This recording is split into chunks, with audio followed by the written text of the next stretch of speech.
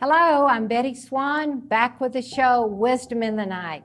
I hope you're enjoying these lessons. I'm just having the best time teaching them to you, doing the research on them. It's amazing how people that lived thousands of years ago could go through the very same things we go through. It's amazing, but really it's not. In a way, because people, as I've told you over and over in this show, human nature remains the same. We get in our messes, we tend to turn to the same things for answers. We get in our victories, we tend to go to the things that will help us get victories, give credit to people. And today, we're going to talk about somebody I'm guessing you've never heard of. Even you people that are students of the Bible have never thought about this man. His name was Jehoiada. Do you know him? Do you know that he was a priest? He was a very brave man in an extremely scary time. Now, folks, we are in scary times in different parts of the earth today. Very scary. Many Christians are perishing just because of their faith. Many are losing their homes, they're losing their livelihood, they're being dispersed, never to go back.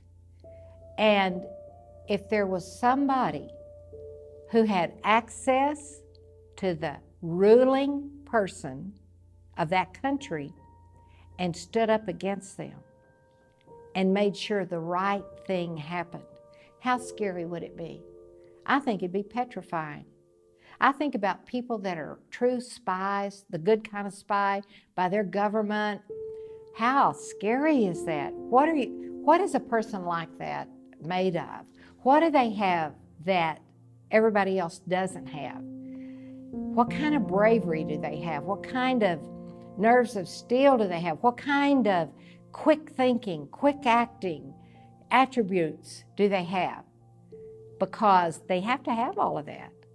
And as this world continues on its path of self-destruction, we see it happening. We see good things happening, absolutely, but we see bad things happening.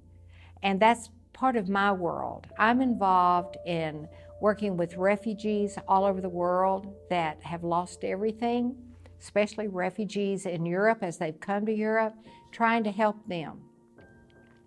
And help them get a new life for themselves and a good life, and help them assimilate into the country in a productive way. But the people that work behind the scenes that none of us know about, they're doing very brave things. So today, this man, Jehoiada, I'm going to tell you about him. Who was he? He was a priest that in the time of Ahaziah, and you need to remember that name. He's a little bit, have some value here in just a second or two. He had, Ahaziah had a mother named Athaliah, and she was very evil, very wicked, totally followed all of her ancestors that believed in witchcraft, believed in idol worship, believed in killing people and murdering babies and sacrificing babies. They were evil. And Athaliah influenced this king in a great way. She trained him in evil. Trained him. Now think about it. I'm here to train you in goodness. She was there to train somebody in evil. And it goes on. If you're watching in other countries, and there's many countries watching this show, you bet you know exactly what I'm talking about. They were all related to Ahab. Remember Jezebel? You ever heard the name Jezebel? They were all related to that clan of people.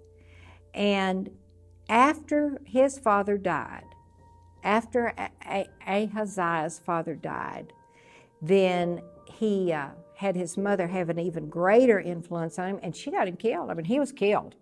And she became the queen, and she's the first woman to be the head of a nation in the Bible. Today, we like to see women succeed. We like to see women advance. But this was an evil woman that's advanced. And I've actually been around people that were leaders in their country, and Some were women and they were not good women.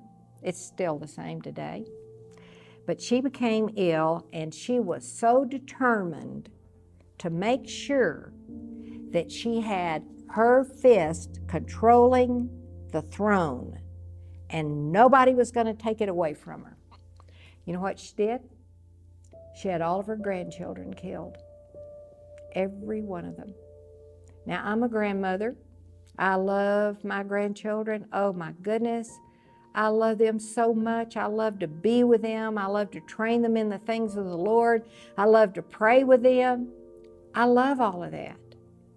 And this was a woman who wanted what she wanted so badly, to be queen, to be in charge, to have everything be what she said it was to be. And she was wicked to begin with. She murdered all of her grandchildren. Now, what happened to one of those grandchildren? And this is where Jehoiada comes in. Look at this Bible verse, and it says that there was no one, now look at this, there was no one in the house of Ahaziah powerful enough to retain it. So when she saw he was dead, she proceeded to destroy. Now look at this next verse that you're looking at right now. Jehosheba was the daughter of King Jehoram, and she took Joash, one of the children of Ahaziah that had just died, and she stole him away from among the royal princes who were about to be murdered, and put him and his nurse in the bedroom. So he was a very tiny child. Now, how scared do you think that was? How scared would you have been as a woman?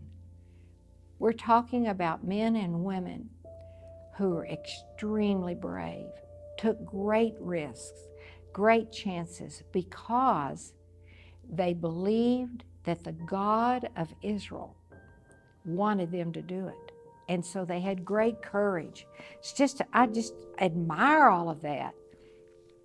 Now, her husband was the priest, Jehoiada, and she was Ahaziah's sister. So do you kind of get the connection right there in the royal family?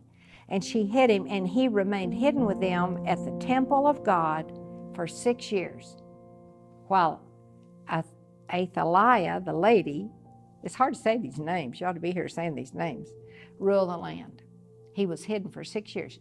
Now you think about this, a little child, maybe a baby, and hidden for 6 years from somebody who would have murdered him on the spot, but was not able to find him.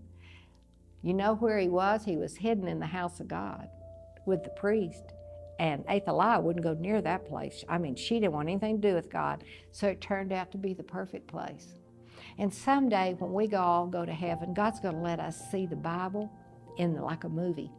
Or I don't know how he'll do it, but we're going to get to see this situation and all of the intrigue and all of the fear and all of the danger and all of the excitement and all of the bravery and all of the courage. And it's just going to be like we're living it right there, just like a good movie. But it really happened. It's not a movie, it really happened. And she was brave, and her husband was brave. Now you have to think about, why was he considered to be very brave and God's man? Because he was the priest.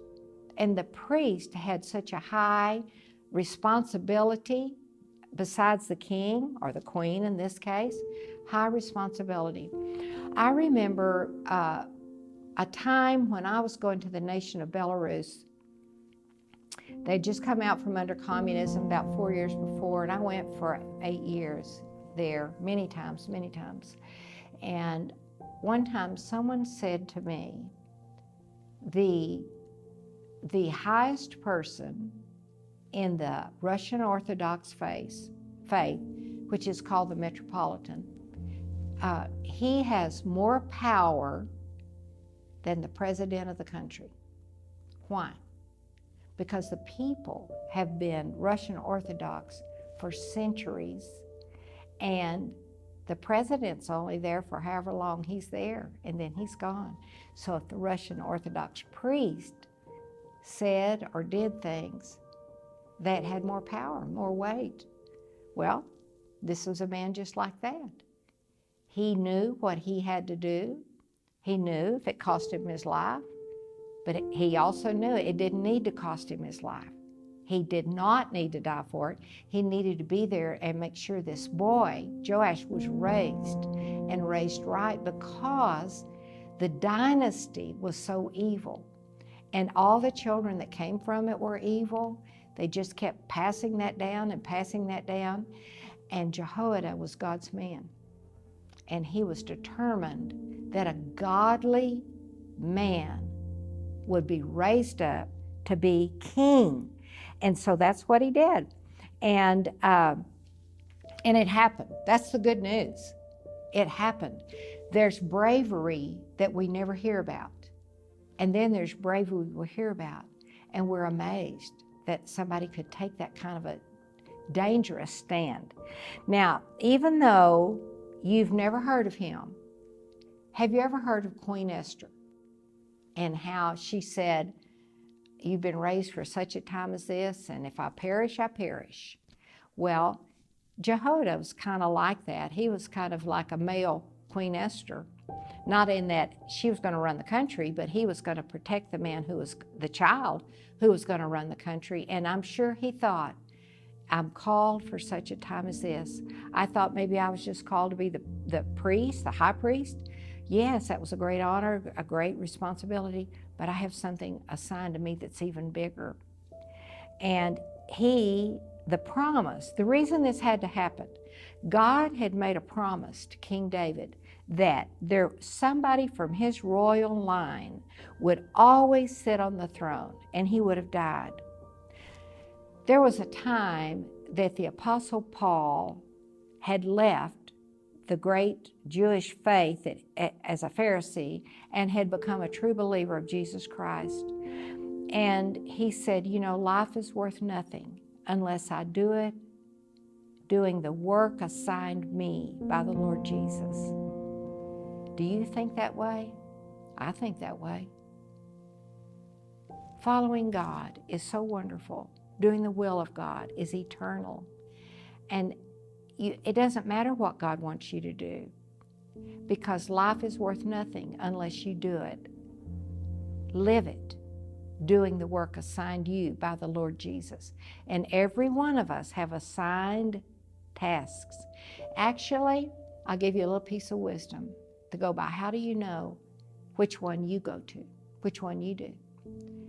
Only do what only you can do. If someone else can do it, let them. Find that thing that only you can do. Hello, I'm Betty Swan, the woman who interviews people on the show. I want to tell you about something we're doing that you might want to be a part of. Feeding people with pennies and small change you find.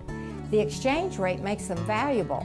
I saved $3.22, told my friends on social media, and they shared it.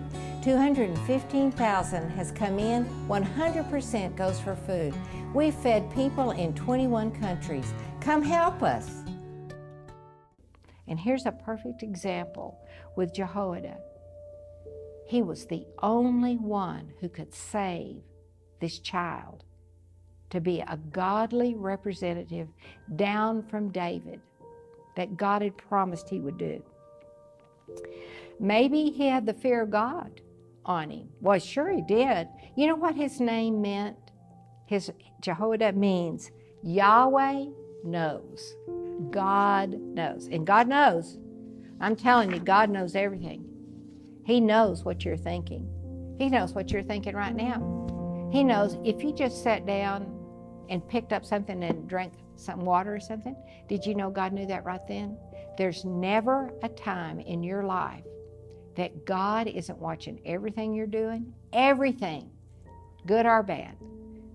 Even if you think you're sneaking around and nobody knows it, like right now, I believe there is like a teenager, a boy, and actually there's a teenage girl, and you're both doing something you shouldn't be doing. And you're sneaking around and you think you're getting away with it. and God is watching every step you take. You're not going to get away with it. You need to just live right. Now, I'm going to read a Bible verse to you. In the 7th year of Athaliah's reign, Jehoiada decided to act. Now, 7 years he's waiting, planning. So he summoned his courage. Now, that's a key passage right there. How do you summon your courage? Well, you have to talk to yourself about how important this is. You have to talk to yourself about, is it worth doing? Summoning your courage. You have to say, I can do this with God's help. It's important. I'm going to do it. I'm going to be strong, and I'm going to do it. And he summoned his courage. And he made a pact with the army commanders. It's pretty hard. It's really hard to do anything with God that you don't have to have other people helping you. No man does it alone. It's impossible. Everybody has to do what they're, like I said, only do what only you can do. He had to have army people helping. And so he did. And he made 5 army people make a pact with him, secret pact. And they're named in the Bible. And they traveled secretly. See, all of this is intrigue. You think the Bible and God is boring? Are you kidding me? Listen to this. It's exciting as any TV show you're watching. So these men traveled secretly throughout Judah and summoned the Levites, who were the priests, and the clan leaders in all the towns to come to Jerusalem. Now, you just think about that. Put yourself in that situation. You got to find out, can we trust them? Can we trust the clan leaders? Can we trust the Levites? What if somebody tells? What if somebody exposes? Just great, great courage. Summoning this courage is a big deal. And they gathered them all together at the temple, and they made a solemn pact with Joash, the young king. Now, he was only about 8 years old. Just think about, it's kind of strange to think about it, isn't it? He ruled a long time, but he was 8 years old. And Jehoiada said to them, and I'm sure he did it with a loud voice, "Here is the king's son. The time has come for him to reign. The Lord has promised that a descendant of David would be king." Don't you know he did all that? And a lot of noise, a lot of cheering. He led a coup, folks. That's what he did. Now, some of you live in countries where coups go on, and you know what they're like. But Athaliah was killed. The coup worked, and he became king. The legitimate heir. She was not legitimate. He was a legitimate heir. When did this happen? For those of you that love to read the Bible, and you got a Bible right there with you, it's in 2 Kings 11:4. Read about all of that. But he evidently was a king for a number of years, and his role. Okay, let's look at that now. So Jehoiada made this great way to save the future king, the right king. His wife was involved in it. They were hiding him. What was the result? Good or bad? Very good. Very good. He brought about a lot of good things. The young king, he influenced him to restore the temple, get church going again, what we would call church. And yet, what happened after Jehoiada died? Because enough time passed and Jehoiada died. What happened after that? Just like what we see all the time. You know, people are inspired by the right head of the government, the right leader of the country, and they live right and they're inspired by him. And the person that has a lot of influence, like Billy Graham, had a lot of influence over the world and especially America, and he just died. And when that voice is gone, then you can see a decline because the leader is gone. Now, Joash, the king, always tried to please the Lord as long as he was alive. But after that, that's when things begin to decline. And what do you do? What do you do when the righteous person in your life is gone? What do you do? Do you have a grandmother that's righteous? Do you have a grandfather that's righteous, a parent, an aunt, an uncle? And they inspire you, but when they die, you go back the way you shouldn't go. What's that all about? A lack of courage, a lack of determination in you, a lack of saying, it doesn't matter. They raised me right, they taught me right. I'm going to stay the way with the Lord. I am not going the way of all the people around me. I am going to stay with the Lord. So I'm going to go back over this with you one more time about the courage. Summoned his courage. 1, being willing to take a huge chance that he was doing something that could cost him his life if he was found. Obeying God, knowing he was pleasing God.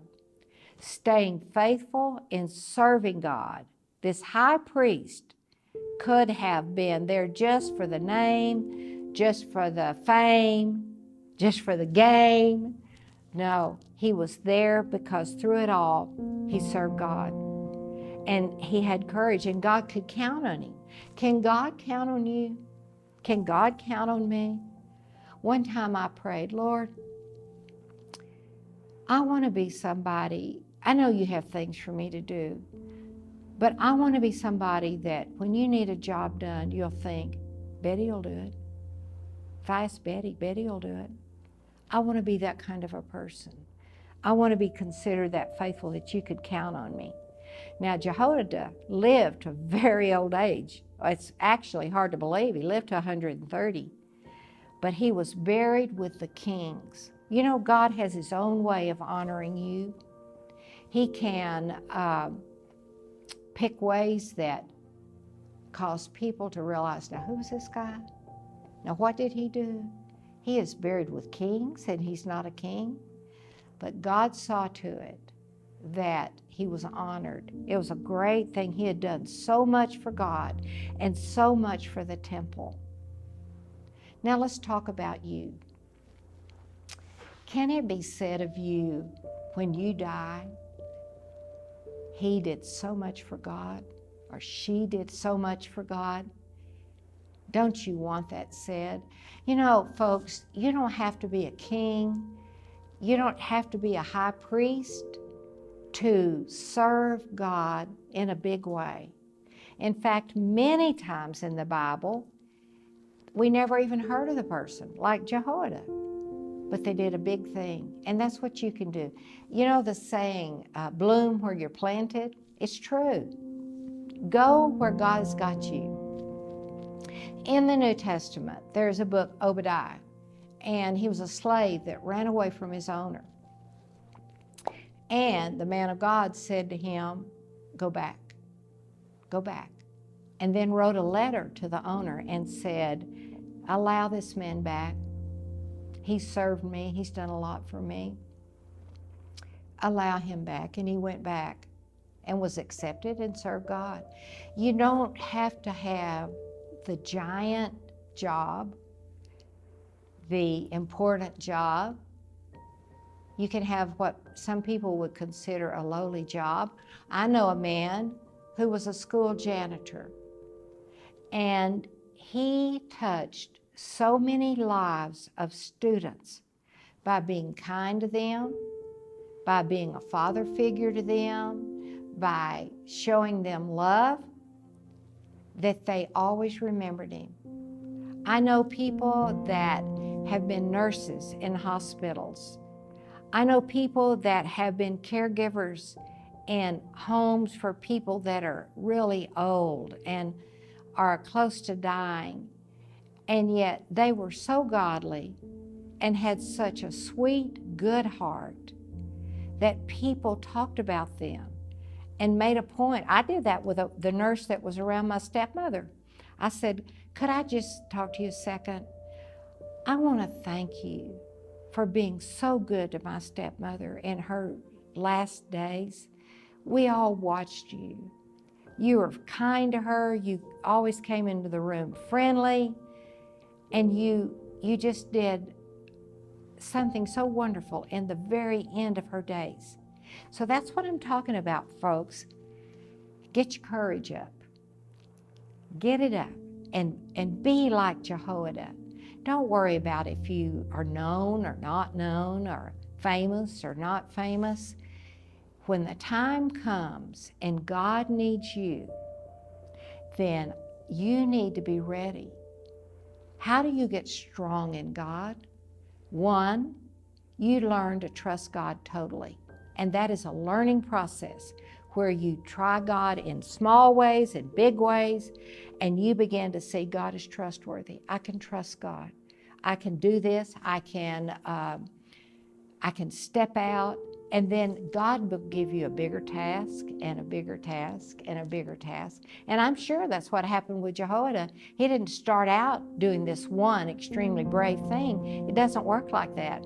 You go through lots of tests, and there's somebody watching right now. You're going through that test, aren't you? That are you brave? Are you courageous? Would you step out? Would you conquer your fear? Would you do what I'm telling you to do? You're watching this show right now, and I want to tell you from the Lord, He's going to help you. He's going to give you that courage. He's going to give you that knowledge and understanding that you need. And yes, there are evil people around you. And yes, they are very scary people because they have a lot of power, and you are afraid. But just realize this one thing. God is the one who gives you the power to do what He wants done. And if you will just turn to Him with all of your heart and say, Lord, I'm going to do what you're calling me to do. I'm going to do it, Lord. Bless you for stepping out like this. God bless you. He's proud of you.